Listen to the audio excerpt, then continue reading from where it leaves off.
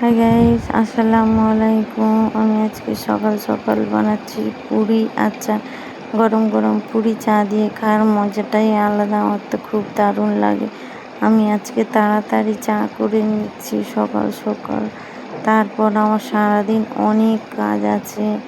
আমার আজকে ঘর রিপেয়ারিং হবে, তো তার জন্য প্রচুর কাজ।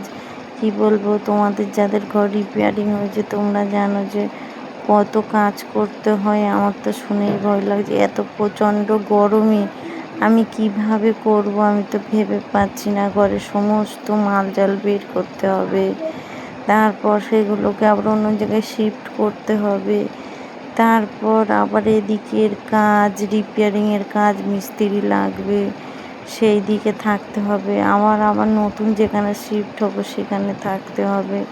এই একসঙ্গে এত কিছু মিলিয়ে যে কিভাবে দিনটা কাটাবে আমি পরের ব্লগে তোমাদের